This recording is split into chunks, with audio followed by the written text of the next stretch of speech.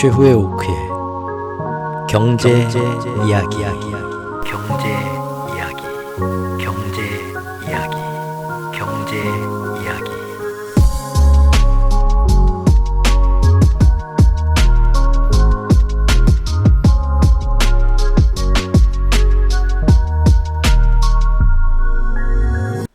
안녕하세요.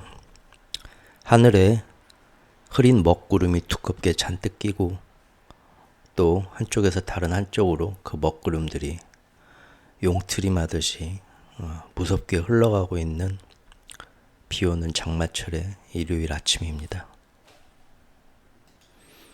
이제는 비가 내리면 예전 같은 지금 6월 말 7월 초에 이렇게 비가 내리면 어렸을 때 색색의 우산들을 들고 장화를 신고 국민학교, 초등학교에 그 등교하던 신장로길 곳곳에 이렇게 물 웅덩이가 고르지 못한 그 아스팔트가 아니었으니까요. 그때는 고르지 못한 이 길바닥에 곳곳에 물 웅덩이가 조금씩 얕게 있고 그 사이를 첨벙첨벙 껑충껑충 뛰어서 등에 양쪽으로 가방을 메고 신발 주머니 한쪽에 들고 열심히 학교에 등교하던 그런 아름다운 추억들이 생각나야 되는데 비가 온다고 하면 얼마나 단시간에 집중 호우가 쏟아져서 우리 동네에 물난리가 날까 그런 걸 걱정하는 시대가 되어버렸습니다. 우리가 만든 지구고 우리가 지금까지 갖고 온 지구니까 우리의 책임을 느끼고 우리가 받아들여야겠죠 지금. 하지만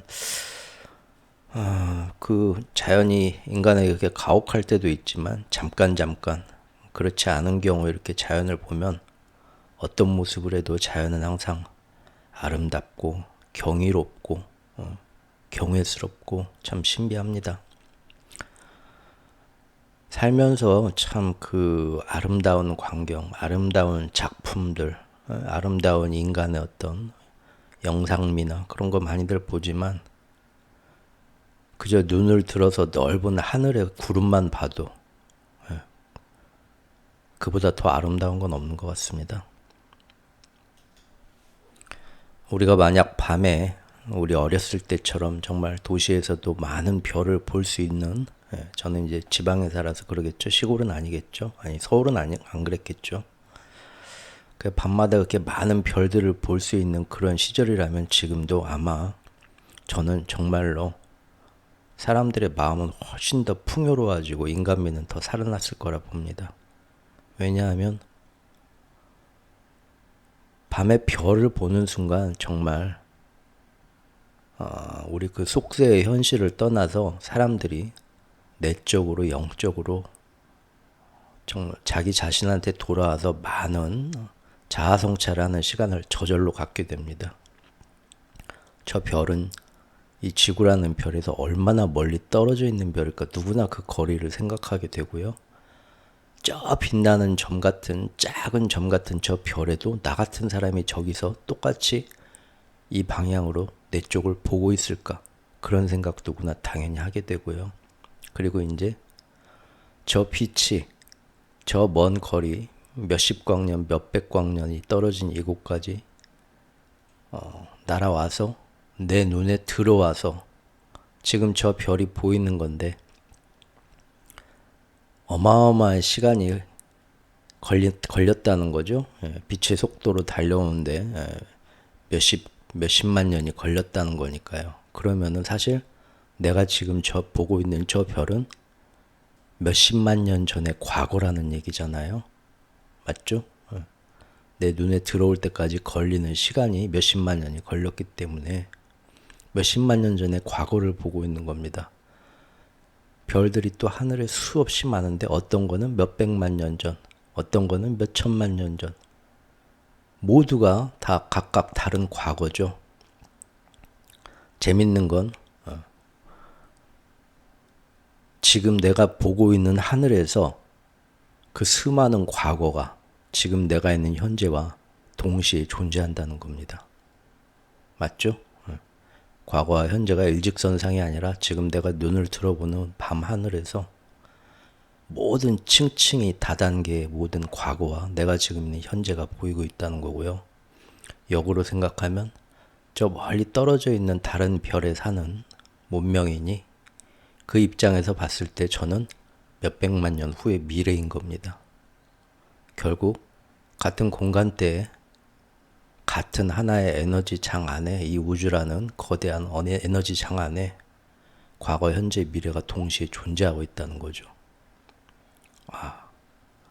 그러면 날마다 그런 거를 생각하는 목동, 양치기를 하면서 별이 굉장히 밤마다 쏟아질 듯이 잘 보이는, 옛날 사람들이 별을 관측하기 시작하면서 뭐 하늘의 어떤 별들의 움직임, 별자리의 움직임, 자전, 공전, 천동설, 지동설 생각한 거는 누구나 밤하늘을 잘 보이게 하면 인간이라면 시간이 지날수록 생각을 안 할 수가 없는 거라 생각합니다. 그 아름다운 광경에 넋이 빠질 정도로 취해서 바라보면서 나라는 존재와 이 거대한 우주라는 에너지 장 안에서 지금 이 살고 있는 내 환경은 무엇이고 이 우주라는 여기에 던져진 내 삶의 의미는 무엇인가를 생각을 안 할 수가 없거든요. 그러다 보면 별빛을 보면서 조금씩 집단적인 어떤 인지의식의 발달을 하면서 지금 내가 보고 있는 저 빛은 과거구나. 그렇게 따지면 심지어 지금 내가 눈을 아래로 내려서 보고 있는데 내 눈에 보이는 손은 어떻습니까? 빛이 와서 손에 반사돼서 내 눈에 들어올 때까지 아주 미세한 시간이지만 시간차가 있습니다. 결국 지금 내가 보는 손도 빛이 내 손에 반사돼서 내 눈에 들어와서 내 뇌에서 그것을 내 손이라고 인식하는 연산 처리 시간이 걸려서 내가 자각하게 되는 시간까지 저 먼 별에서 오는 몇백만 몇십만 년은 아니지만 아주 짧은 시간에 또 시간차가 역시 내 손을 볼 때도 존재하는 겁니다. 결국 내가 보는 모든 건 지금 과거라는 거죠. 내 손이구나 라고 지금 보고 있지만 그 순간 이미 그 손의 모습은 그 자리에 없고 다른 미래의 모습으로 지금 변해 있는 겁니다. 그걸 못 보고 있을 뿐이죠. 그렇게 봐도 지금 내가 처한 이 작은 공간에도 과거, 현재, 미래가 동시에 존재하는 겁니다. 그거를 무한히 확장시켜서 밤하늘의 별을 볼 때도 과거, 현재, 미래가 이 지금 내가 있는 순간에 따로 있는 게 아니라 모든 다층적으로 있다는 거죠. 요새 사람들이 좋아하는 마블이나 DC 그런 헐리우드 그 프랜차이즈 영화들 있잖아요. 영웅들 나오는 거. 그런 거 보면 다층 세계, 평행 우주 그런 거 많이 나오죠. 관념이.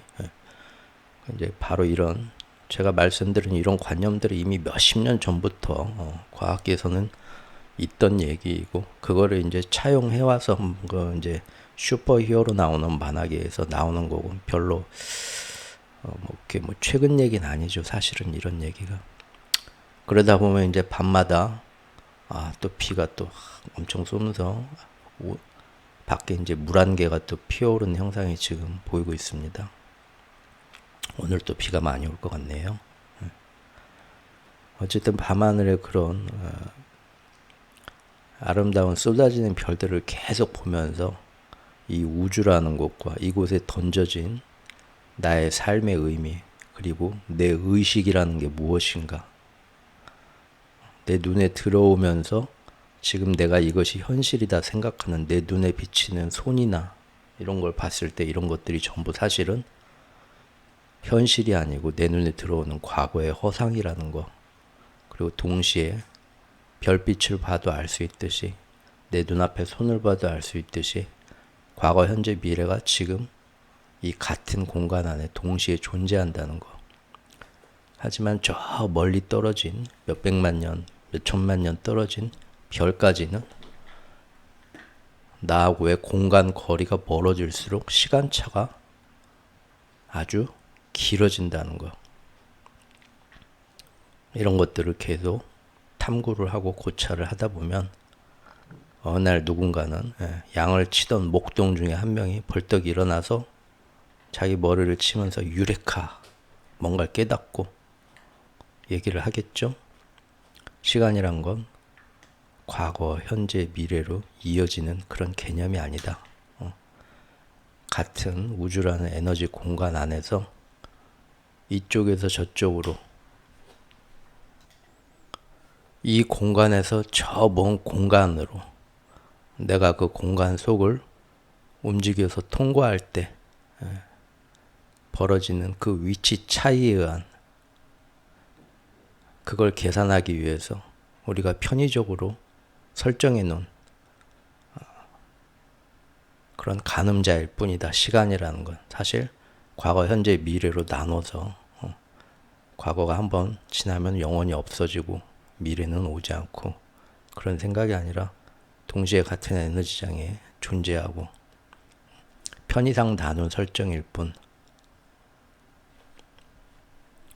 그러다 보면은 E는 MC의 제곱 뭐 그런 식으로 상대성 이론 같은 게 그렇게 나올 수도 있는 거겠죠. 뻘소리 오늘 일요일 아침에 괜히 한번 해봤습니다. 저는 그런 것 같습니다. 인생이라는 것은 삶의 의미를 깨닫기려고 자꾸 뭔가 자기 인생에서 나는 어떤 삶의 의미를 찾고 그걸 위해서 항상 24시간 깨어 있어야겠다. 의식 있는 진화를 해가면서 인생을 즐겨야겠다. 이 축복을. 그런 마음이 생기지 않고 지금 세상의 어떤 횡행하는 것처럼 무조건 경제적 자유만 얻으면 행복하겠지. 타산지석이라고 하잖아요. 남들한테 배울 수 있거든요. 세계에서 정말 돈을 많이 벌고 유명해진 연예인들이 왜 종종 우울증에 빠져 자살을 하겠습니까? 호스피스를 하시거나 요양병원에서 날마다 돌아가시는 분들 옆에서 있어 본 분들은 타산지석이라고 배우죠. 아무리 사회적 명예를 얻고 재산을 얻고 지위를 얻었던 분도 죽을 때는 다 그런 삶의 의미에 대한 자기만의 어떤 그런 고찰이 일찌감치 정립이 안 되면 너무 불쌍하고 불안하고 추하게 죽는구나 라는 걸 알게 되죠. 그게 제일 중요한데 누군가 얼마 전에 댓글로 저한테 아주 예전 영상에 그런 댓글을 남겨놓으신 게 갑자기 기억이 났습니다. 국제정세나 이런 거 경제에 대해서 굉장히 다방면으로 좀 심도 있게 나름 보고 많은 시간을 투자했을 것 같은데 그러면서 유튜브 영상은 어떻게 보면 좀 사람들한테 쉽게 접근할 수 있는 간단하고 사람들이 좋아할 만한 자극적인 내용 짧게 10분, 15분 이렇게 하는 게 아니라 그 내용을 깊게 이렇게 종합적으로 하면은 사실 사람들이 쉽게 접근하기 어렵다. 그럼 유튜브 수익 같은 것도 거의 안 날 것 같은데 그 많은 시간을 들여서 이런 영상을 이런 식으로 만드는 이유가 뭐냐? 라고 말씀을 하시더라고요. 감히 누군가 들으면 코웃음 치고 너무 거창하다 생각할 수도 있겠지만 그래도 제가 의미를 찾을 수 있겠다 싶은 거는 완벽해 보이는 것 같은 지금 이 21세기 이 지구의 어떤 사회체제, 정치체제, 경제체제에 우리는 이게 최고라고 어렸을 때부터 교육을 받고 자라지만 최선이라고 사실은 얼마나 불완전하고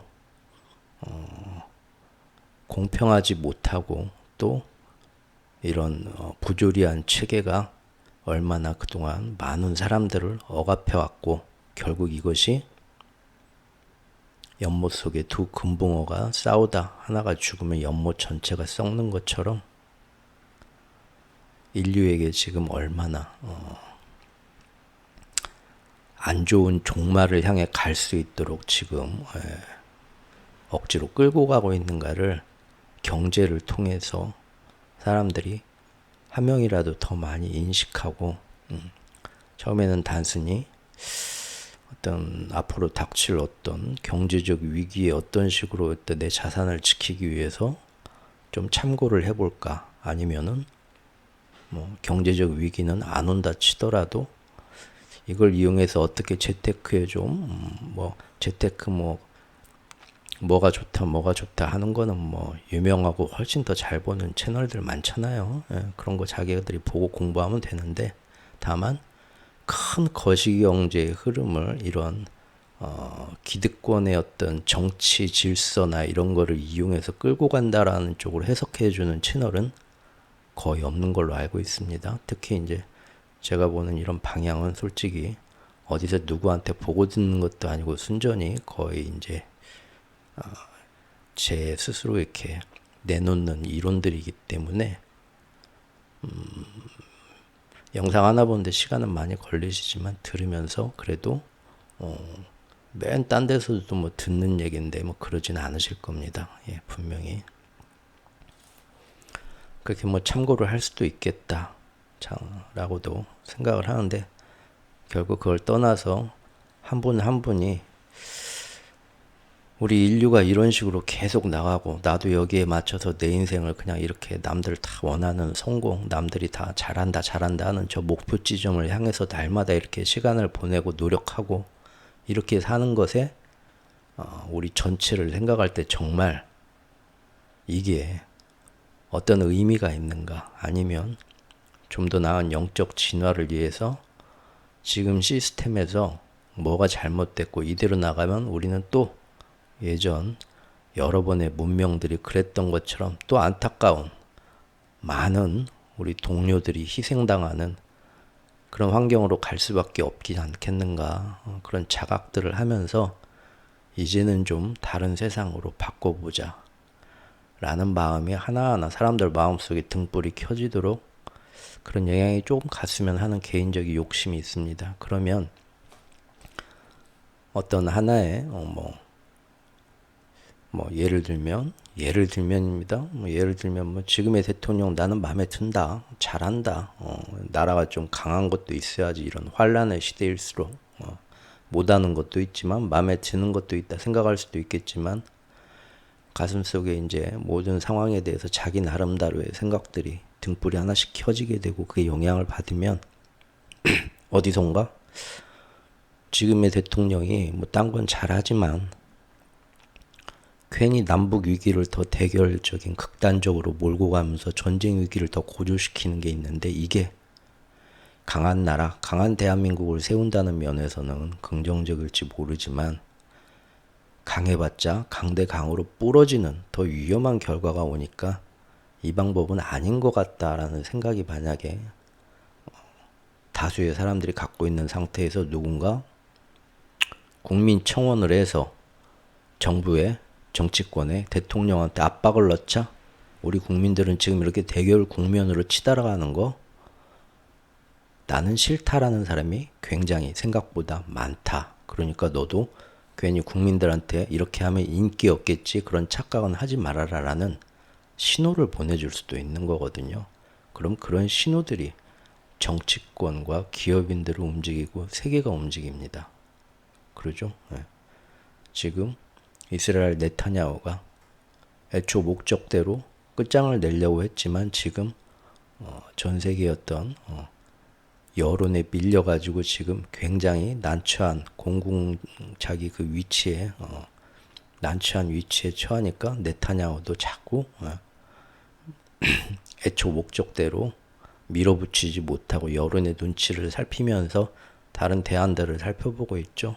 그런 것처럼 결국 하나하나의 사람들의 생각이 바뀌고 마음이 바뀌고 그런 것들이 모아지면 집단의식이 변하게 되고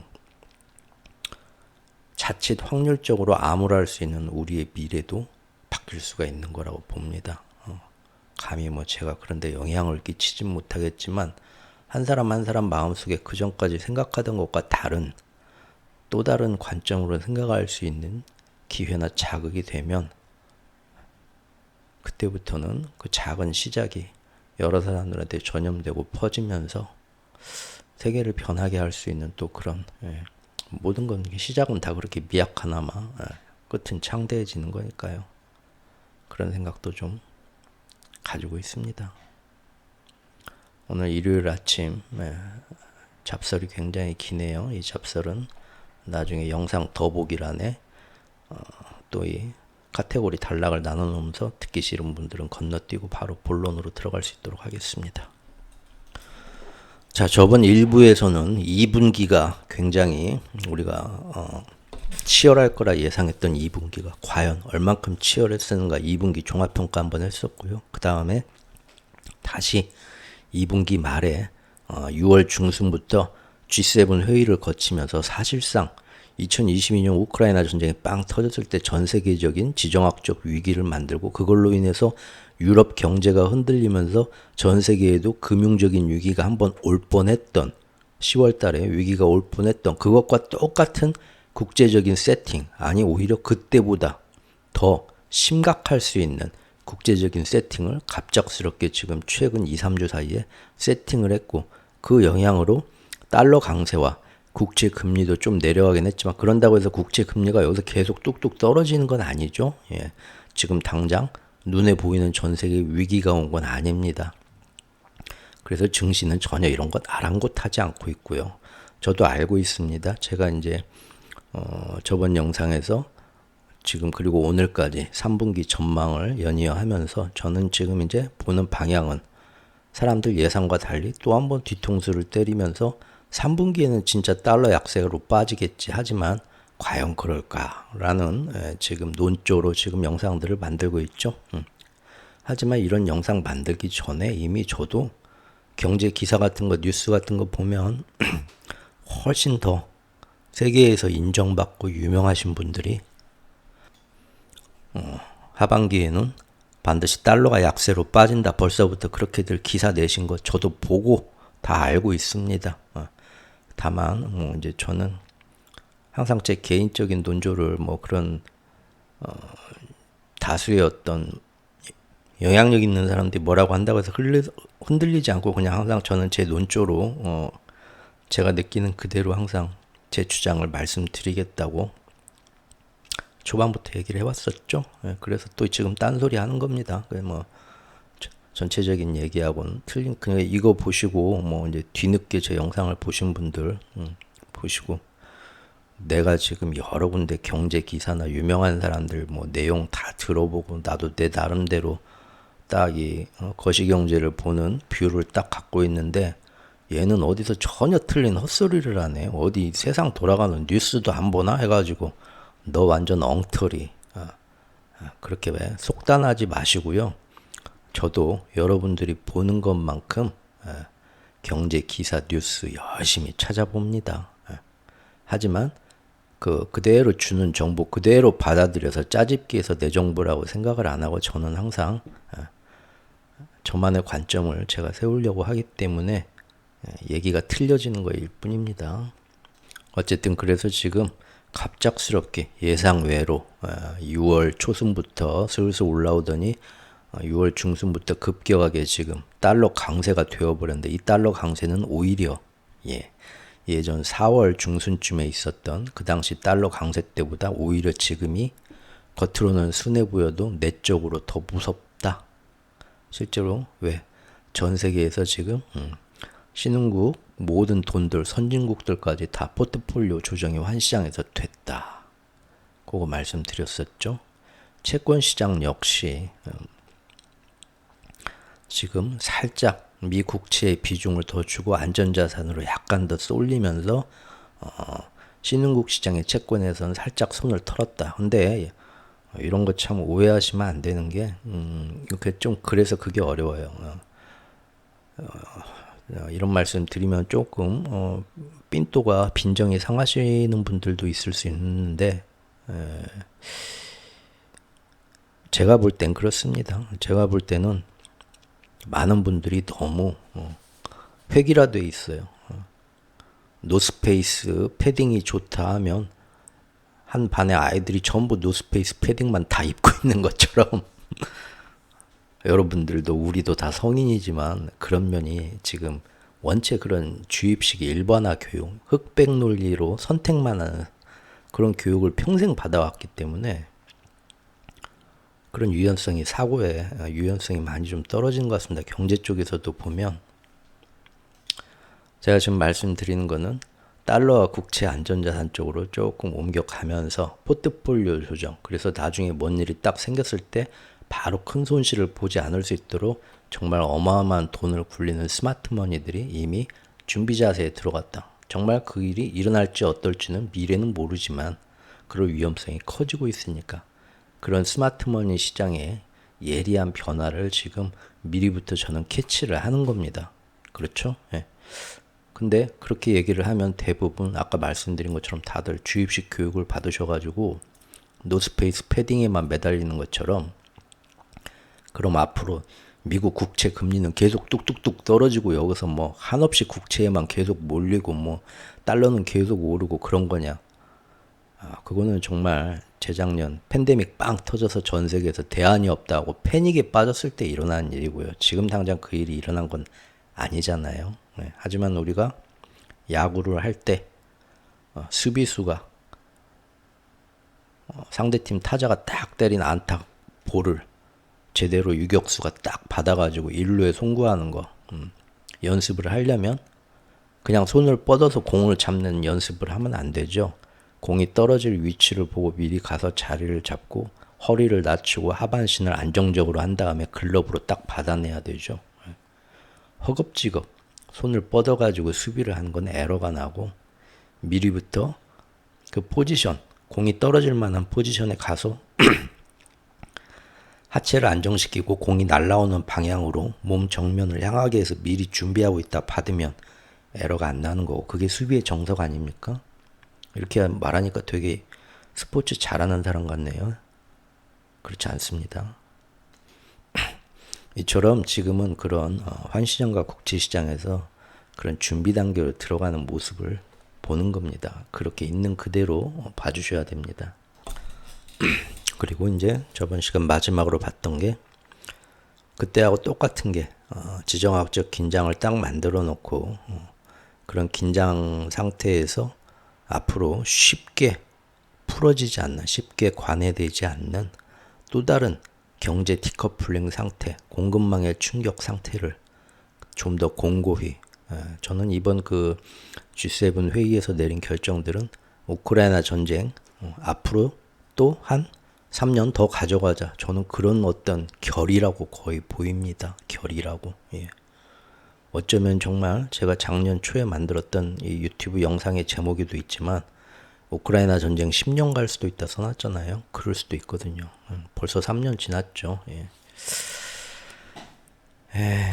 어쨌든 그거 다 이제 기축통화 패권을 가져가기 위한 거고 그리고 이제 재작년에는 거기다가 영국의 그 우익 재정난을 일으킬 수 있었던 우익 총리, 최단기간 총리로 끝났던 이 구역에 미친 누구는 나야 했던 영국의 트러스 총리에 대해서 그 당시 이제 블로그에 제가 참 재밌게 그 시시각각 실황중계하면서 글을 썼는데 그때와 지금이 데자뷰다. 똑같다. 판박이다. 이번에는 조연으로 누굴 세웠다?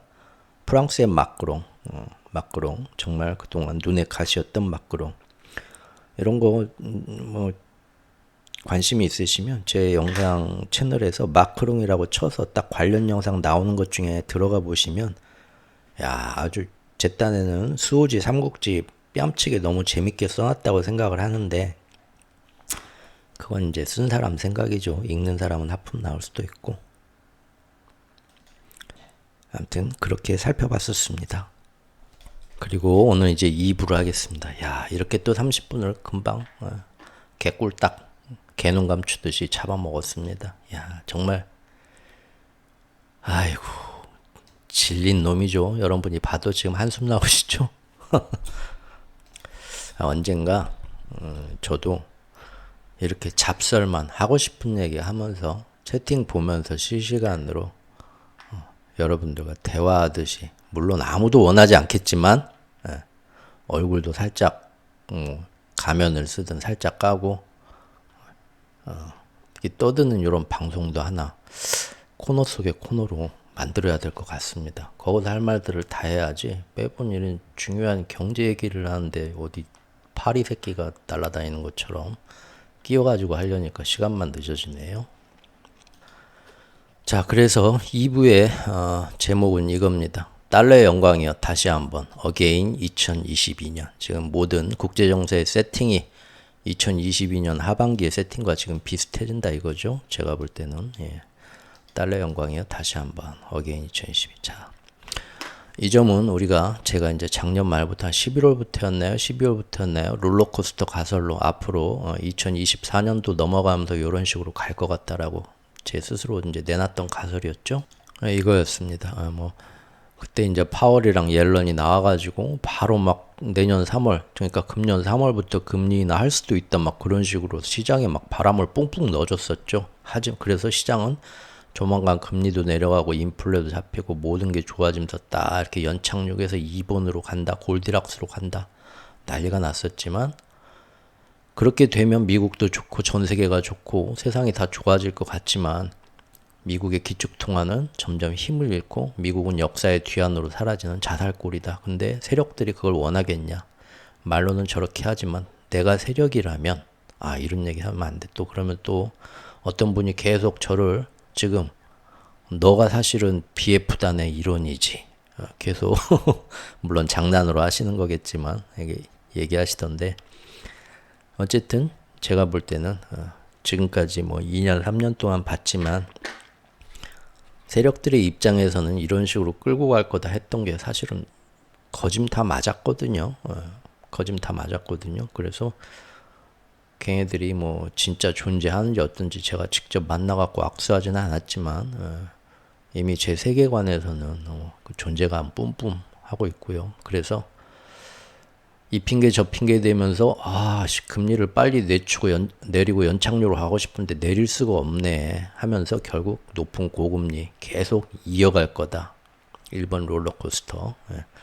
그러면서 그 와중에 미국은 지들 살 길, 고금리가 유지되면 미국도 위험하지만 어떻게든 지들은 먼저 살 길 마련해 놓고 잘 관리하면서 다른 데서 일이 뻥뻥 터지게 만들 거다. 1번 코스, 일단 1번으로 갈 거다. 근데 1번 코스가 가다가 이대로 가다가는 미국도 먼저 무너지거나 중국이 정말 잘 버티면서 일이 뜻대로 잘 안 되네. 더구나 바이든보다 트럼프가 더 확실히 당선이 될 것 같아서 물론 트럼프가 당선돼도 달러 강세를 가져가거나 미중 갈등을 부추기거나 전 세계의 어떤 지정학적 불안을 만드는 것 중은 트럼프를 이용해서도 할 수 있습니다. 하지만 문제는 트럼프는 동맹들과 연합해서 이런 일들을 꺼져가야 되는데 전 세계 여론을 다 적으로 돌리고 미국이 고립주의가 되면서 그러면서 미국에서 뭔가 경제적으로 안 좋은 일이 터지게 되면 사람들이 더 미국 달러를 멀리하게 만드는 기축통화 관점에서 보면 상당히 골치 아픈 양반이고 실제로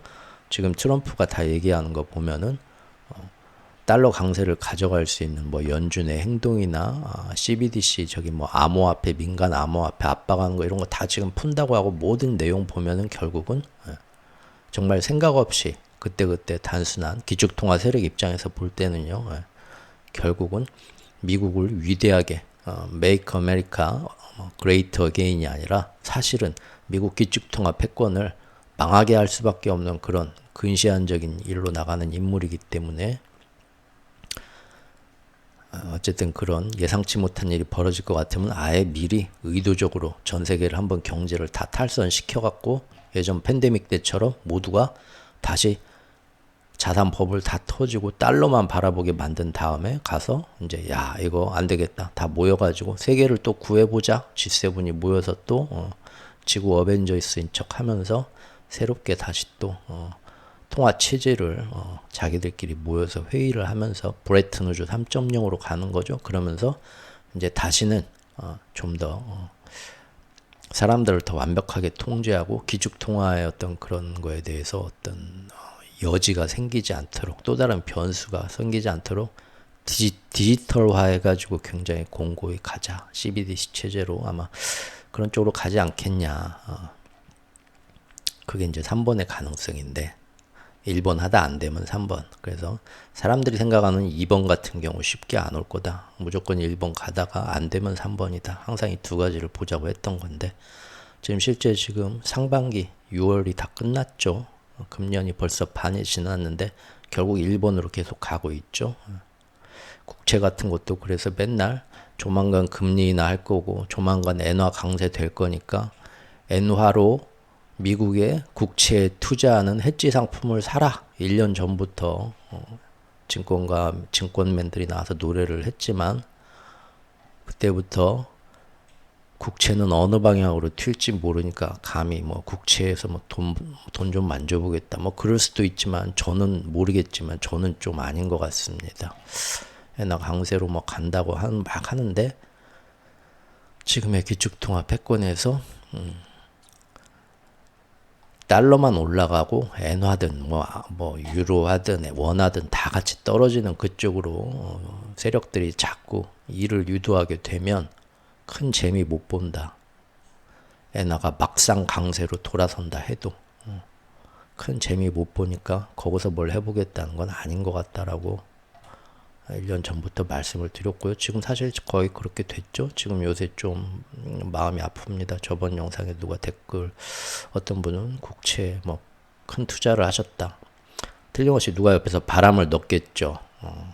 넥타이 딱 매고 목소리도 좋고 얼굴도 요새 남자분들 화장도 많이 하시죠. 인정합니다. 예. 저는 얼굴에 선크림도 안 발라요. 뭐 터프한 상남자라서 그런 게 아니라요. 얼굴에 막 더우면 땀이 엄청 나는데 아주 그냥 얼굴에서 그 밀가루 반죽이 뚝뚝 떨어집니다. 예, 전 붙이는 그 반죽이 선크림 바르면 땀 때문에. 그리고 화장 같은 거 해도 아시죠? 뭐 땡볕에서 돌아다니면서 이미 시커멓게 타가지고요. 얼굴만 하얗고 목이랑 팔뚝 시커매서 되게 우스워 보입니다. 바를 수가 없어요.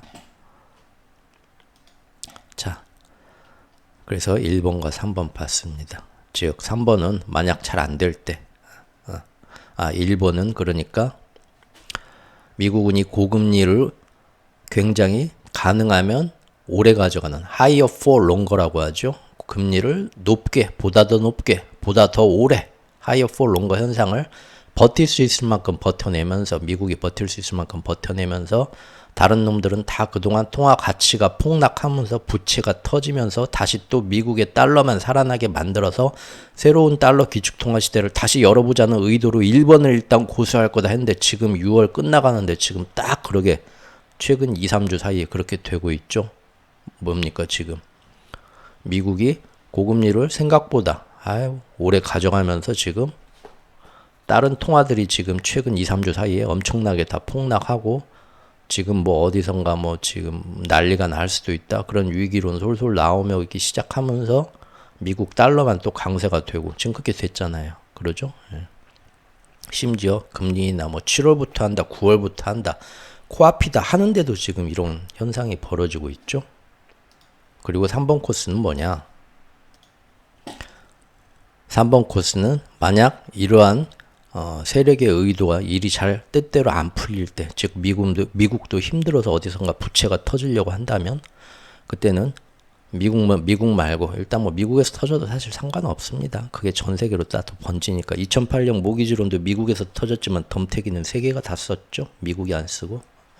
그래도 일단은 요새는 이제 상황이 안 좋고 브릭스가 또 저렇게 치고 나오면서 전 세계 어떤 입장이 예전 십몇 년 전하고는 틀려졌기 때문에 미국보다는 괜히 다른 곳, 예를 들면 전 세계의 도미노로 연쇄적으로 파장을 줄 수 있는 영향력을 가진 금융권 어디입니까? 제일 좋은 데가 일단 유럽입니다. 그리고 중국의 지방정부 부채가 터져도 아주 좋고요. 직접적으로. 그래서 유럽이나 중국에서 먼저 부채가 터지도록 직접적으로 유도하거나 금융계에서 이제 정말 작전 들어가는 거죠. 그런 거는.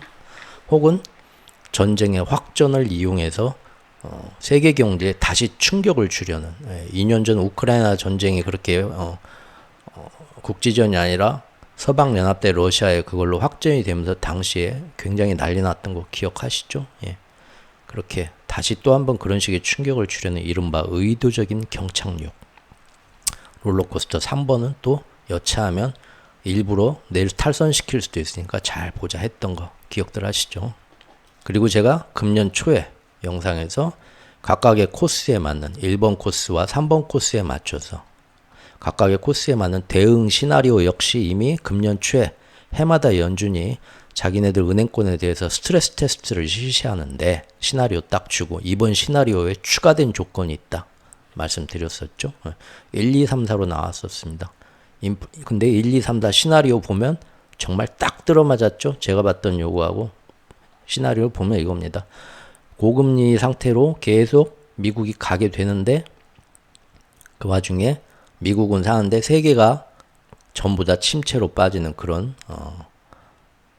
일이 생기냐, 아니면 이렇게 버티고 일본 고금리 상태로 가는데 아주 미국도 어느 정도 타격을 받고 세계가 큰 침체로 빠지는 상태가 오느냐 그러죠. 그리고 3번 코스에서 정말로 뭐 대공황은 아니도 금융 위기가 한번 오는 거죠. 전 세계로 퍼지는. 그래서 3번 코스가 왔을 때 그때 이제 미국 안에서 자기들이 지금 그 BIS 비율부터 해가지고 십몇 년 전부터 2008년 이후로 대형 은행들은 정말 고강도로 아주 실미도 부대원 같이 고강도로 훈련시켜놔서 얘네들은 흔들리질 않아요. 하지만 문제는 지역은행들이죠. 근데 지역은행들도 지금 어느 정도 지역은행 그런 자체의 문제가 미국 전체의 금융계로 퍼지지 않도록 이미 작년부터 다 준비하고 지금까지 그렇게 막아내고 있는 거, 그것도 여러 영상들에서 이미 1년 전부터 꾸준히 살펴봤습니다. 작년에 뭐 그거 터질 때 세계 갖고 내일 망하는 것처럼 우리나라 유튜버들 나와서 다 난리 났었죠. 근데 절대 그러지 않다. 오히려 일부러 터치고 미국은 이걸 기회로 더 안전판을 설치해서 지네만 살 수 있는 길을 만들어 놓을 거다. 실리콘밸리은행 사태. 그때도 제가 이렇게 영상을 만들어 놨었죠. 지금 문제가 되는 건 그래서 항상 그 전부터 제가 그림자 금융이다. 그림자 금융이라는 것은 뭐 음지의 어떤 뭐 돈 세탁한 그 돈을 말하는 게 아니라 연준이나 미국 당국이 제대로 파악을 못하고 있는 것. 뭐 우리나라로 얘기하면 뭐 새마을금고나 뭐 이런 뭐 부실 이런 데서 제대로 정부의 의무적으로 이렇게 우리가 얼마만한 부채로 얼마만큼 미손실이 얼마다고 고시할 의무가 없어가지고 어렴풋이만 파악하고 있는 곳. 아, 저놈들 무너지면 저 여파가 얼마나 될까 하는 곳. 그런 게 바로 사모펀드와 헤지펀드죠. 그런 애들이 돈을 지금 지난 십몇 년 동안 자본주의가 또 엄청나게 왜곡되면서 말도 안 되게 기형적으로 웃자라면서 사모펀드 그런 것이 더 커버린 헤지펀드가 운용하는 돈이 이제는 대형 투자은행들과 맞먹을 정도로 어마어마한 그런 몸집이 비대해져 버렸습니다. 근데 걔네들은 정부의 이런 감독을 받는 대형 은행이나 정규 은행들 같이 얼마만한 그런 지금 위험 부담으로 뭘 하고 있고 스트레스 테스트에서 뭐 어떻게 되고 그게 감독을 못 해요. 근데 그런 놈들이 몸집이 지금 지난 십몇 년 동안 너무 커져서 키운 건 결국은 돈을 그만큼 풀어서 키운 거죠. 걔네들이 흔들리면 미국도 크게 흔들리겠죠. 전 세계적인 경착륙이 오는데 대형 헤지펀드 뭐 5개 이상 도산하고 상업용 부동산 40% 이상 다 폭락하고 난리가 날 때 글로벌 침체. 근데 이제 그나마 그게 와도 조금 버티는 정도. 나머지는 정말 세계 대공황. 1번하고 3번의 코스에 대해서 각각 경중 정도에 따라서 4가지 코스로 나눠갖고 그 스트레스 테스트를 실시하겠다. 금년도에 이미 딱 시나리오가 나왔죠. 다들 금년에는 선진국들 다 금리 인하 시작하고 미국도 드디어 3월부터 금리 인하 할 거라고 다들 그렇게 예상하고 있는 분위기에서 뜬금없이 미국 연준이 올해는 이런 스트레스 테스트를 추가할 건데 더 어려운 지옥의 코스를 여기다 추가할 겁니다. 사실 분위기로 보면 좀 이상하죠. 올해는 정말로 금리 인하 확실해지고 전 세계도 인플레도 잡혀서 선진국들 연이어 금리 인하 할 거라고 연초부터 다들 그런 분위기인데 왜 쓸데없이 역대 최대로 힘든 코스를 넣어서 스트레스 테스트를 하지? 이것도 사실 굉장히 부자연스러운 거였죠. 롤러코스터 1번과 3번으로 가겠다. 그 와중에 자기들 시뮬레이션 다 돌리고 대응 매뉴얼 소방훈련 하는 거죠. 이런 걸 다 돌렸고, 이 시뮬레이션 테스트 얼마 전에 나왔습니다. 연준 스트레스 테스트 한 거 드디어 거의 뭐 몇 달 동안 해가지고, 그래가지고 지금 보니까, 물론 평가들은 달라요. 일반 어떤 그 사기관, 민간의 기관들은, 지금 우리가 보는 것보다 상업용 부동산의 어떤 여파, 헤지펀드의 그런 충격 더 클 수 있어. 지금 괜찮다, 안심하라, 옐런이 저러는데. 그렇게 말들은 하고 있지만, 뭐 우리가 뭐 그거 정말로 터졌을 때 얼마만한 충격이 올지 우리가 뭐 그것까지 가늠할 수는 없죠. 바다 건너에서 그냥 걔네들 얘기만 듣는데, 어쨌든 이번 연준 스트레스 테스트는 이런 큰 문제 1, 2, 3, 4번의 문제를 해도 미국은 버틴다. 적어도 큰 은행들은 단단하게 버틴다. 충격을 버틸 수 있다. 좋아, 버틸 수 있다고 자기들이 시뮬을 돌려서 결과 나왔으면 어떻게 가겠습니까? 일본 코스로 간다는 거예요. 맞죠? 계속 미국도 못 버티고 큰일 날 것 같아. 지금 이대로 가다가 하면은 다른 방법을 강구해봤지만, 이런 혹독한 스트레스 테스트 환경 안에서 지금 시뮬을 돌려보니까, 야, 우린 그래도 버틸만해. 그러면 좋아, 3분기 때도 계속 이걸로 가자 하는 겁니다. 모든 게 지금 딱딱 떨어져 맞죠? 그래서 지금 제가 볼 때는 시장은 뭐 큰일 난다 어쩐다 뭐라 하든 간에 일단 세력들은 자기들이 시뮬레이션 돌려보고 스트레스 테스트까지 끝내고 지금 1번 시나리오 좀 더 가도 되겠다 지금 자신하는 겁니다. 그래서 3분기와 하반기에도 이러한 롤러코스터 1번 기조를 기본 베이스로 지금 끌고 가려고 저는 마음을 먹었다고 봅니다. 그리고 요즘 일부 영상에서 얘기한 것처럼 국제정세에 지금 맞추는 것도 딱 다시 한번 그 달러 강세가 무섭게 치솟았던 2022년 하반기하고 똑같은 국제 세팅을 지금 판박이로 지금 하고 있고요. 물론 이렇게 버틸 거라 자신하지만 미래의 일은 앞일은 모르죠. 그래서 막상 가보니까 어디선가 빵 터져서 미국에서도 문제가 터질라고 그래. 자신했는데. 그러면 바로 3번 시나리오로 바로 가야겠죠. 나만 죽을 순 없지. 일단 다 같이 죽자 하고. 그러죠. 그래서 지금 여차하면 3번 시나리오로 갈 수 있는 대안도 바로 선택할 수 있도록 지금 세팅 가는 게 뭡니까? 프랑스 괜히 유로화 지금 유로 국채 불안하다 그냥 막 난리 치면서 지금 썬득썬득 분위기 잡고 있고, 일촉즉발 지금 뭐 중동 전쟁 뭐 이런 거 막 지금 확전으로 몰고 가고 있고 지금 그런 거죠. 여차하면 스위치 누르겠다 이겁니다.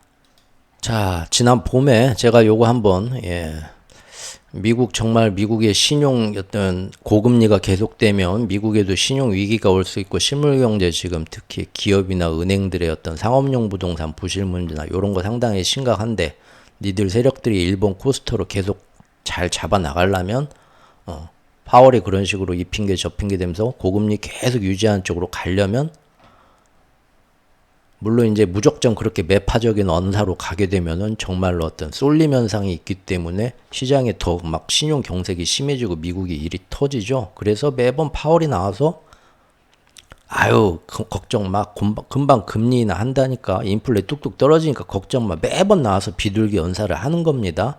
그래야 시장이 계속 고금리, 금리 인하 안 하고 계속 가는데도 희망 고문을 당하면서 조만간 금리 인하 한대 하면서 사람들이 투기적인 패닉 현상이 안 생기고, 그것이 시장의 유동성을 실제로 따뜻하게 돌려주는 효과가 나오거든요. 맞죠? 예를 들면 지금 우리나라 어떻습니까? 우리나라도 금리 인하 계속 안 하고 버티고 있죠, 지금. 맞죠? 하지만 한국은행 기준금리와 달리 시중은행 대출금리 상당히 많이 내려왔죠, 훨씬 더. 왜 그러죠? 조만간 할 거라는 믿음을 가지고 미리 내려온 거예요. 유동성에 좀 도움이 이렇게 풀린다는 거죠. 그래서 지금 그 역할을 하는 겁니다. 그래서 매번 파월이 나와서 안 된다, 연준 위원들은 금리 인하 더 늦게 해야 된다 하는데, 파월은 나와서 계속 시장을 달래주는 겁니다. 그게 실제로 미국 실물 경제에서 뭔 일이 빵 터지는 거를 계속 기름칠하면서 막아주고 있는 거죠. 그 정도 이제 위치는 되니까요. 하지만 정말로 힘들어서 어딘가 터질라는 거는 핀셋으로 지원을 해줘야 되죠. 우리나라 이제 PF 대출 펀드 안정기금 만들어가지고 막 도와주는 것처럼. 그걸 누가 합니까? 미국에서는 지금 BTFP 프로그램으로 작년부터 하고, 또 금년에는 정말로 이제 위기가 온다 하는데 옐런 누님이 미리부터 딱 지금 막을 거다. 어떻게 막을 거냐. 모여갖고 브런치 먹으면서 한번 얘기했었죠. 실제 막고 있고요. 무디스에서도 지금 상업용 부동산에 미국 은행들 많이 노출돼 있지만 급격한 경기 침체가 닥치지 않는 한 지금 상태로 얼마든지 관리할 수 있다. 이런 좀 정권 친화적인 평가를 내놨어요. 실제는 어떨지 모르죠. 속에서는 굉장히 지금 물에 가라앉지 않으려는 백주처럼 막 발길질을 엄청 하고 있을지 모르지만 어쨌든 이런 거는 굉장히 지금 극단적으로 양쪽에서 보는 평가들이 엇갈리기 때문에 그냥 어느 한쪽이 맞다 하는 것보다는 우리는 그냥 이런 얘기도 있고 저런 얘기도 하고 들어주면 될 것 같습니다. 오랜만에 뉴욕 커뮤니티 뱅크하고 미국 지역은행 ETF 한번 볼까요? 자, 뉴욕 커뮤니티 뱅크입니다. 예.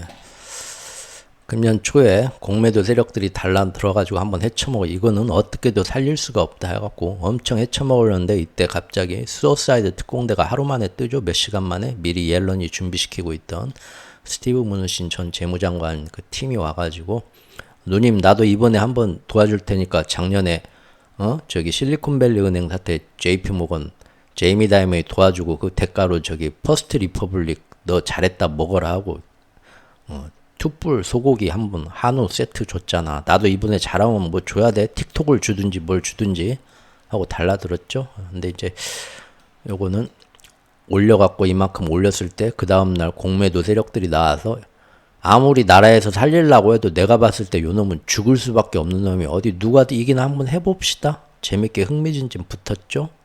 감히 옐런 누님한테 도전을 했죠. 그러고 나서 벌써 지금 3월부터 3, 4, 5, 6 넉 달이 지났네요. 상황 보면 그냥 무승부입니다. 무승부. 사실은 무승부가 아니라 옐런 누님의 승리라고 봅니다. 왜?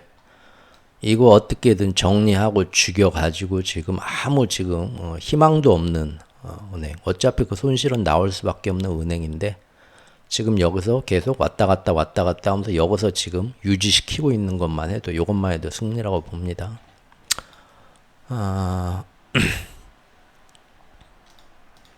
미국 중소 지역 은행들만 모아놓은 ETF입니다. 예, KBWR이라고 하는데요.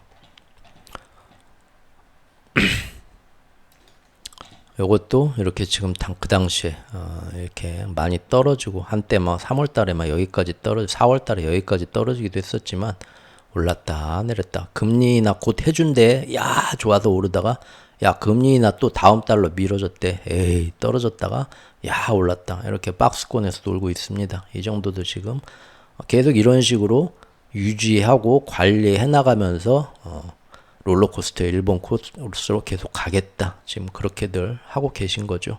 이게 바로 3월달, 4월달에 이분들이 저하고 커피 한 잔 마시면서 정말 그렇게 버틸 수 있겠어요?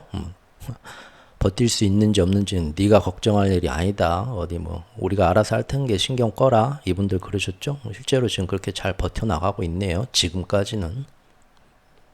그래서 이 노인네 이 채널은 예전 거부터 쫙 이렇게 보고 이 흐름과 서사를 알아야 재밌습니다. 자기 듣고 싶은 것만 들으시는 분들 지금 내가 이 얘기하면 이게 뭔 얘기야 지금 답답하죠? 근데 몇 달 전부터 이런 서사를 이 영상들 보면서 다 아는 분들은 이거 하나하나 재미가 쏠쏠합니다. 드라마죠 드라마. 예. 나만 재밌어. 이처럼 지금 2분기 6월 달에 막바지에 급하게 완성시켜가고 있는 이 또 다른 모습, 지금 우리가 일부 영상에서 살펴보고 이 모습을 보고 3분기에는 또 어떤 모습으로 가려고 하겠구나 좀 가늠해 보려는 이 노력. 즉 3분기에도 또 다른 모습의 달러 강세와 미국 채권으로 쏠리지만 그런다고 해서 미국 채권 금리가 뚝뚝 떨어진다는 건 아니고요. 아무래도 좀 더 안전하게 미 국채에 몰리면서 다른 지역의 국채를 버리려고 준비하는 느낌들. 이런 현상은 이게 이제 다가오는 3분기를 어떤 모양으로 끌고 가고 싶어 하는지를 우리가 슬쩍 미리 엿보게 해주는 아주 중요한 단서들입니다. 그리고 이것은 우리가 생각해 보면 어떻게 3분기에 지금 전문가들이 얘기하는 것처럼 드디어 미국도 인플레가 뚝뚝 잘 떨어지고 금리 인하도 시작하게 되면서 인플레가 안 떨어지더라도 소비도 둔화하고 저기 실업률도 좀 치솟으면서 경기가 둔화하니까 어떻게든 또 그거 받쳐주려고 금리 인하를 시작하게 되면서 드디어 달러는 약세로 빠지고 그래서 신흥국에 이제 투자를 좀 할 때 아니겠냐? 라고들 또 우리보다 훨씬 월급 연봉 많이 받으신 분은 그 미국에 또 이제 분석가들이 나와서 영어로 쌀라쌀라하고 그러면 또 여러분들 그거 보고 야 괜히 영어로 얘기하면 우리보다 우월해 보이죠. 이제 그런 생각은 지워야 돼요. 그 양반들도 아무것도 몰라 돈 벌라고 나온 쇼 호스트들이 장사 속에 나와가지고 여러분 보고 이거 사세요 하려고 나온 거예요. 괜히 있어 보니까 이제 그 우리도 조금 생각을 좀 바꿔야죠. 뭐 그런다고 제가 꼭 다 맞는다는 건 아닙니다. 예, 뭐 그건 아니고요. 그냥 저는 틀리면 이제 틀렸다고 이제 인정을 해야겠죠. 그때 가서. 예. 어쨌든 지금 제가 볼 때는 그래서 또 이 유명하신 분들의 예상과 달리 지금 이미 6월 말에 이미 그런 조짐들이 나온 것처럼 3분기에도 전 세계적으로 다른 통화가 약세로 빠지면서 다른 나라의 국채는 더 불안해지는 여러 이유로 그렇게 될 가능성이 많다라는 겁니다. 물론 그 나라 국채는 그 나라만의 환경에 따라서 달라지는 거 아시죠? 그러니까 일률적으로 움직인다고 아까 제가 말씀드린 것처럼 흑백 논리의 그 주입식 교육에서 노스페이스 패딩만 입어야지 하는 것처럼 제가 이런 얘기를 하면 그럼 이 방향으로 가겠구나라고 속단하시면 안 돼요. 예를 들면 미국의 그 장기채 금리가 계속 높아가지고 전 세계 채권 달러와 채권의 그 금리를 이자를 압박을 하고 있지만 예를 들면 중국 채권 같은 거 중국 채권 금리는 지금 그렇게 중국 경제 안 좋다 하는데도요. 굉장히 채권 금리가 낮고 채권 인기가 좋습니다. 왜 그럴까요?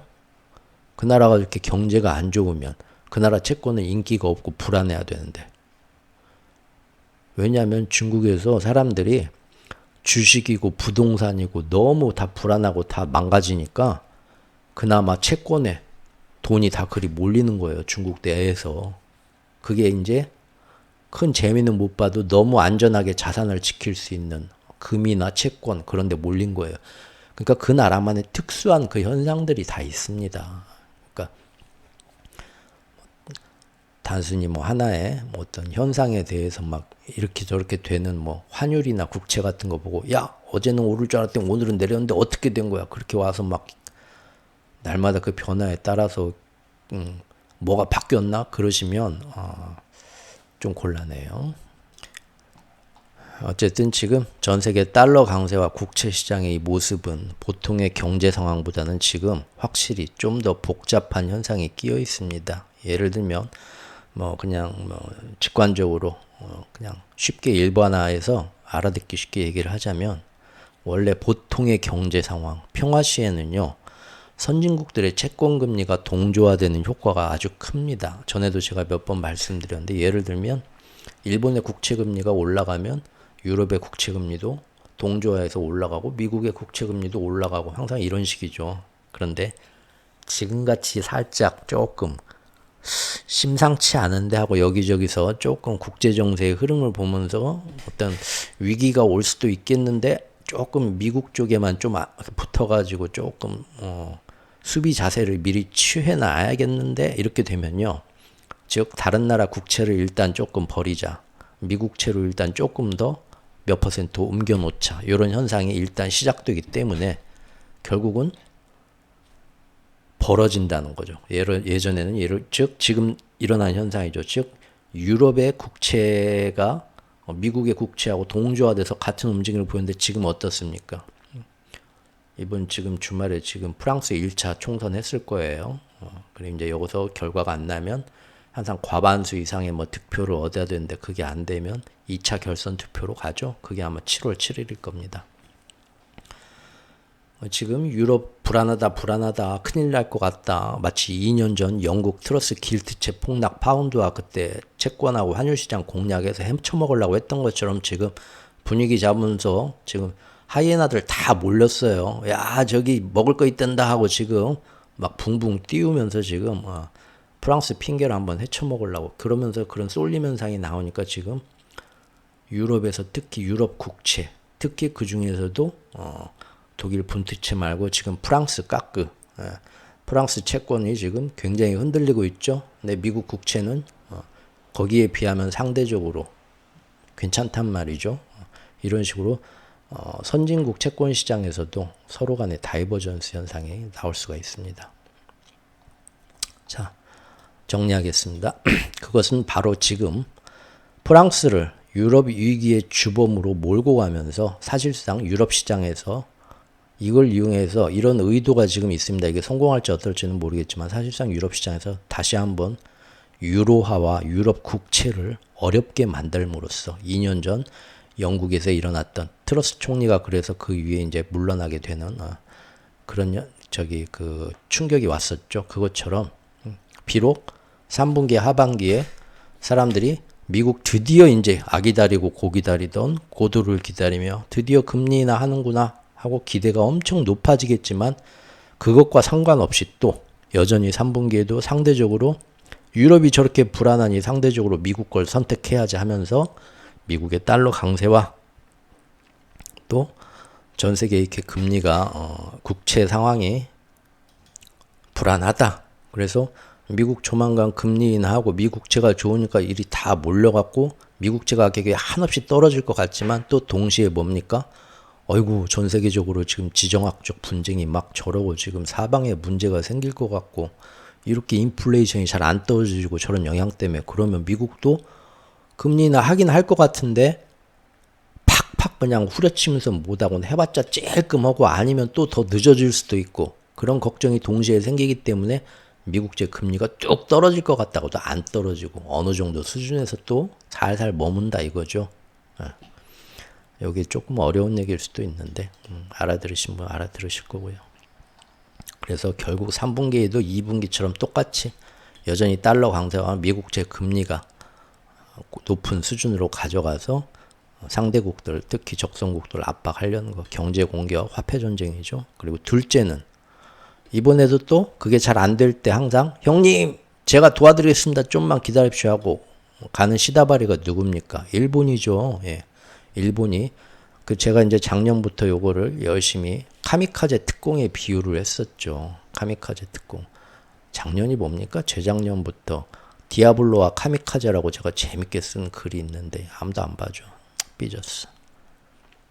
아무튼 어쨌든 카미카제 신풍 일본의 카미카제 특공이라고 제가 하면서 즉 일본은 지금 막대한 재정 부채 이자 때문에 일본이 뭐 지네가 금리를 올리겠다 인플레 잡으러 그것도 좋지만 완전 재정 파탄 나죠. 그래서 자기네 숨이 턱턱 막히게 되는데도 그런데도 별다른 방법이 없으니까 미국한테 적극 이번 마스터 플랜에서 협조하면서 대신 미국한테 약속된 선물 엄청 많이 받았어요. 예. 그럼으로써 자기 한 몸 희생을 가면서 계속 금리 올리겠다 하는데도 달러 받쳐주기 위해서 환율 시장에서 일부러 엔화 약세를 일부러 용인한다. 입으로만 좌시하지 않겠다. 엔화 강세로 돌리겠다 하지만 절대 개입하는 흉내는 내고 돈은 돈대로 쓰면서 제대로 효과는 못 내서 엔화는 절대 강세로 안 가고 달러 계속 받쳐줄 것이다. 이게 지금 그 카미카제 일본이 도와주는 방법이고 작년부터 1년 넘게 이렇게 갈 거다 했는데 실제 지금 그렇게 왔죠. 근데 이제 일본이 3분기에 또 그 짓을 한다는 겁니다. 뭡니까? 지금 161엔까지 엊그제 넘었죠. 달러당 미쳤죠. 그러면 이제 뭐하냐. 사방에서 압력이 일본 국내에서도 미쳤냐. 지금 우리 국민들 죽겠다. 아무리 순댕이 일본 국민인들에도 화가 나겠죠. 그러면 엔화 약세 또 막겠다. 그럼 뭐 금리 인상 긴축해야죠. 그러면서 더 일본 국채 매입을 축소시켜서 일본 금리를 올리겠다. 또 그런 식으로 실제 하든 아니면 구두 개입만 해서 효과를 내든 간에 어쨌든 또 그렇게 되겠죠. 그러면은 미국 국채 금리가 너무 떨어지려다가도 일본 국채 금리가 오르면서 또 받쳐줘서 미국 국채 금리는 쉽게 떨어지지 않는다 이겁니다. 즉 3분기에도 미국 금리 인하하니까 미국 국채 금리도 드디어 떨어지겠지 하지만 쉽게 될까? 저는 지금 그 얘기를 하는 겁니다. 또 그리고 무엇보다도 지금 161엔 막 넘고 하면서 어쨌든 환율 방어하는 티는 내야 될 거 아니에요. 환율 방어는 뭘로 합니까? 우리나라도 그러고 일본도 그러고. 환율 방어는 뭐 주식하고 똑같죠.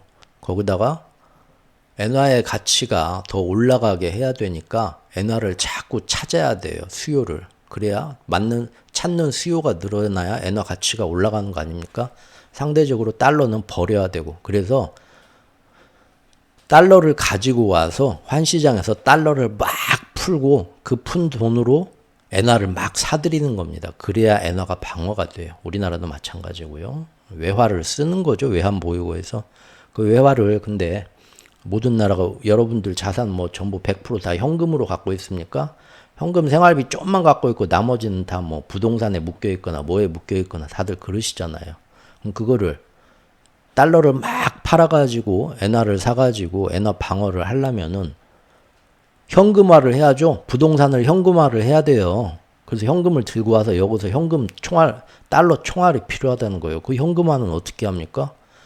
외국에 들고 있는 외국 자산을 팔아가지고 현금화, 달러화를 해서 달러를 만들어야죠. 그걸 어디서 팔겠어요? 부동산을 팔겠어요? 제일 쉬운 건 외국에 이제 유가증권이나 자산이죠. 대표적인 게 미국 국채. 미국 국채만 있겠습니까? 뭐 외국 국채도 있고 뭐 유로화도 솔직히 유로화에 대해서도 지금 일본 엔화가 많이 떨어졌거든요. 유로화가 떨어졌는데도 엔화가 워낙 떡실신을 해가지고 그래요. 거기에 대해서도 방어하려면 또 유로화도 좀 현금화 해갖고 가서 들고 와야 되고 마찬가지로 결국 달러 총알을 마련하기 위해서 환율 방어를 하기 위해서 그들의 해외 자산 특히 달러 채권 매각하겠지. 도시 괴담 또 이게 바로 엔캐리 트레이드 공포고 와타나베 부인의 귀환이라고 제가 말씀드렸고 나비 효과. 실제 그게 어떻게 엔캐리 트레이드 얼마나 될지는 아무도 정확히 파악을 못하지만 일단 현금화 해가지고 미국 연준이 운영하는 해외 영래포 시장에다가 딱 예금 예치만 하고 언제든 이 달러 가져가서 우리 필요하면 쓸게 하면서 늘려만 놔도 전 세계 채권 시장에 다른 여러 가지 거시적 경제 상황이 안 좋게 가면은 그거 보면서 더 말 한마디씩 더 하고 수근수근 불안하게 만든다 이겁니다. 그러면 그런 것들이 계속 3분기 달러 강세와 또 여러 가지 지금 마스터 플랜에 유용한 세력들의 이 경제 상황, 금융 상황을 유도할 수 있게 됩니다. 알아듣기 쉽게 참 잘 설명하는 사람이 정말 많이 알고 똑똑한 고수라고 생각을 합니다. 시간은 시간대로 다 잡아먹고 뭔 얘기인지 하나도 모르게 답답해. 그래서 다 떠났어. 첫사랑도 떠나고 지금 제가 말씀드린 이런 방법들은 처음 대부분의 사람들은 무척이나 복잡하고 처음 듣는 이게 뭔 뜬금없는 소리야 하겠지만 제 채널 계속 보신 분들은 사실은 지난 2년간 최후의 워크 채널을 통해서 횟수로 이제 3년째 돼가네요. 제가 정말 이런 식으로 간다고 지겹게 얘기해온 방식이고 이번에도 똑같이 가는 굉장히 진부한 올드스쿨이죠. 똑같은 방식입니다. 이처럼 그 방법이 참 잘 먹혀들어서 세상을 흔들었던 때가 2022년 하반기였어요. 하반기에 시행했던 작전인데 즉 세력들이 의도해서 연준과 같이 해가지고 미국의 고금리 정책으로 달러 강세가 높은 채권금리를 가져가면서 거기에 이제 지정학적 전선의 부작용을 더욱 키워가는 걸 더해가지고 어디선가 전쟁의 영향이 크게 터지거나 혹은 유럽이나 중국 등에서 한번 터져봐라고 경제 위기를 유도하면서 그래서 미국만 살아남고 다른 나라들이 어이구야 하고 주저앉는 상황을 만들려고 하는 작전 항상 말씀드렸죠.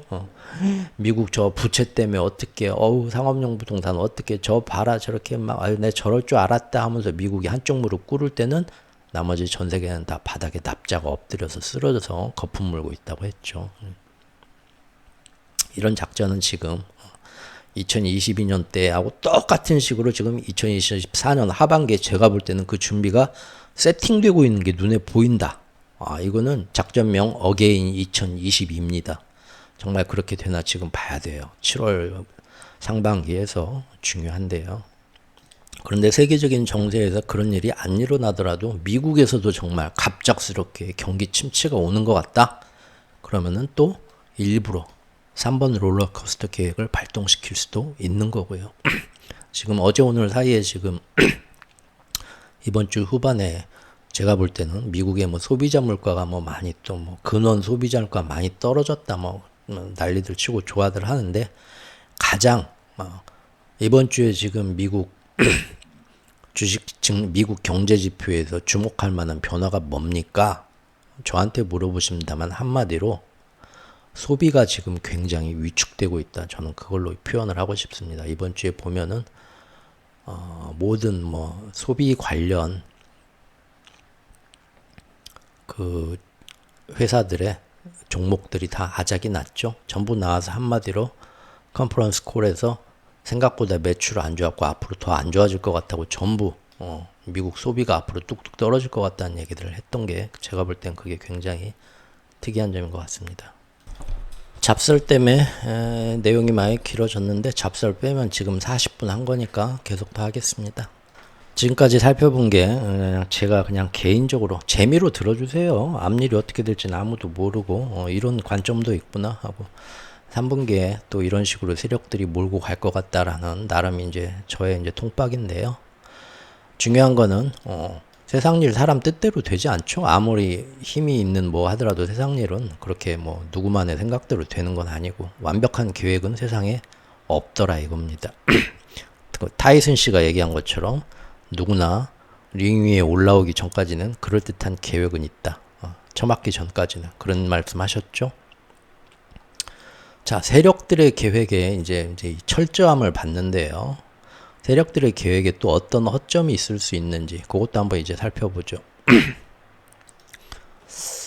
좀 어제 오늘 날씨가 7월 말에 여름 휴가 갔는데 비가 왔을 때 그 느낌 아시나요? 물놀이 갔는데 그 후덥지근해가지고 물놀이 가서 텐트 같은 데서 아니면 민박집에서 수박 물놀이 끝나고 나면은 또 컵라면 하나 먹고 수박도 먹고 해줘야 또 그 맛이죠.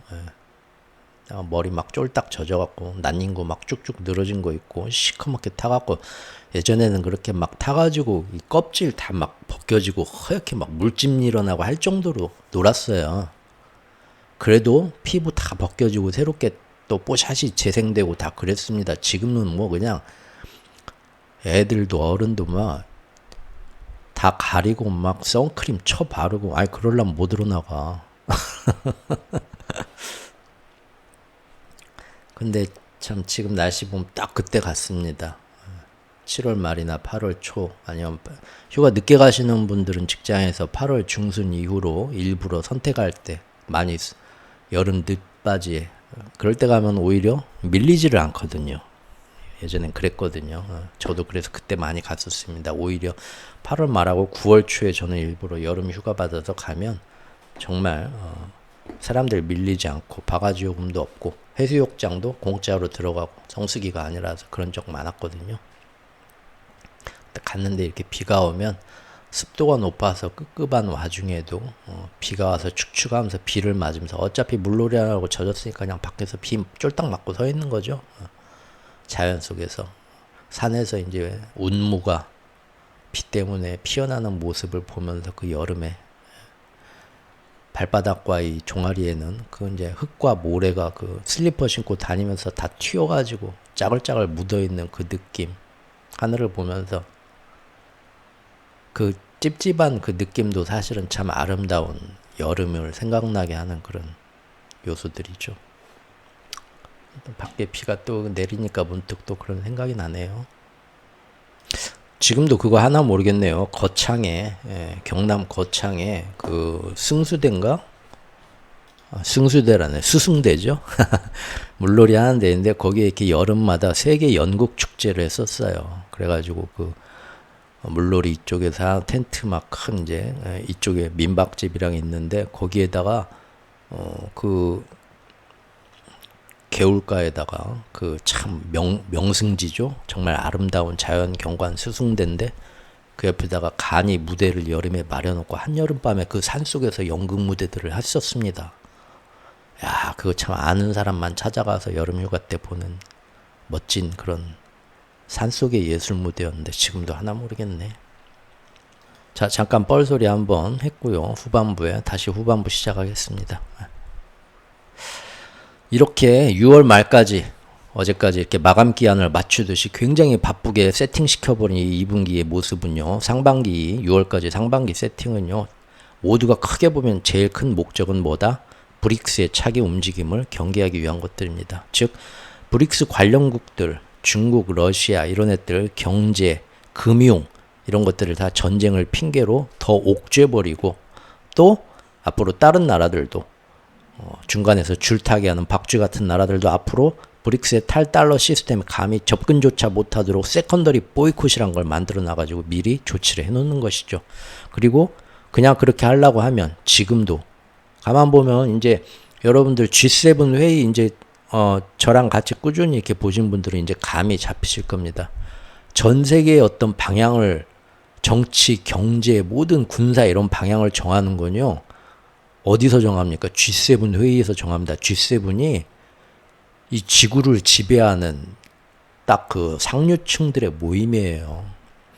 재작년부터 모든 중요한 결정은 G7 회의에서 다 나왔습니다. G7 회의 한다 하면 우리는 그냥 모여서 또 선진국들이 뭔 얘기하고 뭐 결의 성명, 규탄 성명 내놓나? 그 정도로 뭐 침묵 정도로 생각하는데요. G7이 지구의 운명을 결정합니다. 모여서 지들 마음대로.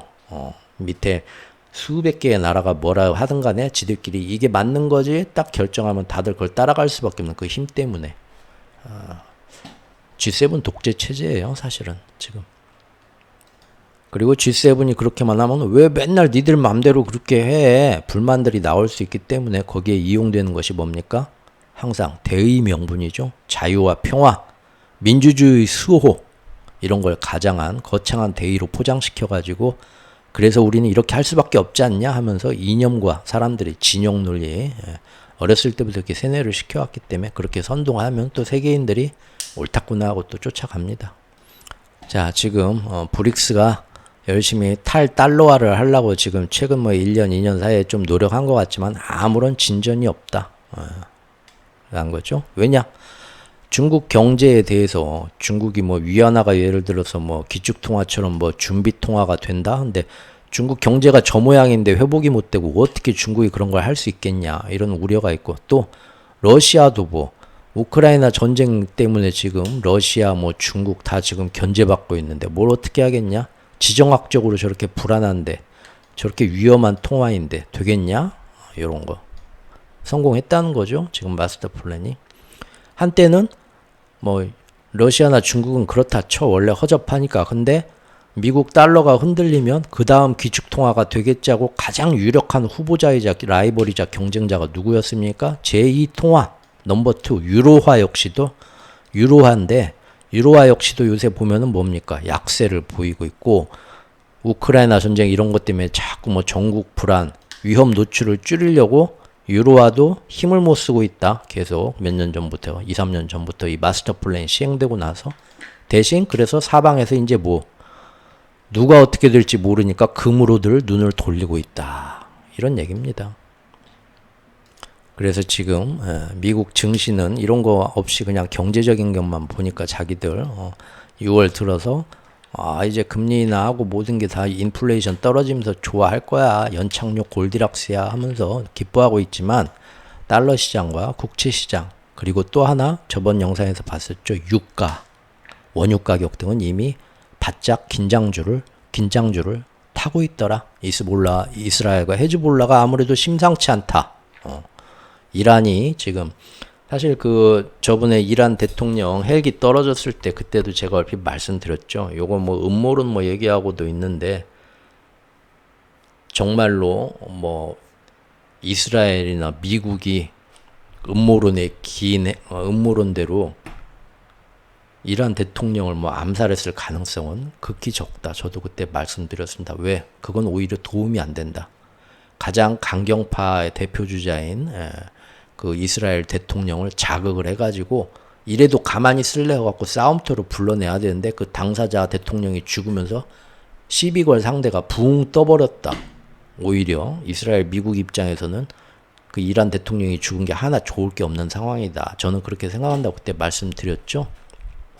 이란 대통령 보궐선거 어제 1차가 끝났을 겁니다. 지금 보면은 되게 재밌는 게 이란 국민들도 수십 년 동안 경제 제재 받으면서 이란의 어떤 뭐 종교적인 이런 거에 지금 염증을 느끼고 있어요. 사람들 먹고 사는 걸 제대로 만족을 해줘야 종교고 뭐고 따라가죠. 그래서 투표 극도로 안 합니다. 정치 혐오증이 걸렸거든요.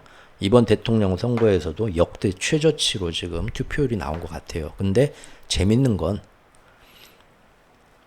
이란의 그 정치 종교 지도자 그 할아버지 있잖아요. 80대 할아버지. 그 할아버지의 후계자로 여겼더니 강경파들이 당연히 1등을 하고 온건파가 있거든요. 언제까지 경제 제재 당하지 말고 우리가 살 실리적인 방법을 찾자. 미국하고도 대결 일변도로 가지 말고 뭘 원하냐 협상을 해가지고 서방하고도 조금 뭔가를 해보자라는 그 개혁파가 힘을 못 쓸 줄 알았는데 개혁파가 1등 해버렸습니다. 대통령 선거에서 지금. 근데 전체 투표율이 낮아가고 그것도 2차 결선 투표를 이제 며칠 뒤에 해야 돼요. 굉장히 충격이죠 사실. 이런 걸 봤을 때 사실 정말로 만에 하나 헬기 떨어진 게 음모론이라면 그렇다면은 그거는 더 이상 이런 대결 국면으로 나가갖고 중동을 다시 이란을 다시 이스라엘의 전쟁에 끌어들여갖고 대결 국면으로 가기를 싫어하는 이러지 말고 우리끼리 살 길을 찾고 미국과 브릭스 사이에서 실리를 찾아야 돼 라는 개혁파 온건파 쪽에서 오히려 그렇게 생각을 갖고 있는 정치 세력이 자국 내에서 암투를 벌렸을 오히려 음모론을 생각한다면 차라리 그게 설득력이 있습니다. 지금 어쨌든 그렇게 이란을 어떻게든 엮어내야 하는데 이란은 오히려 지금 마음이 확실하다 이겁니다.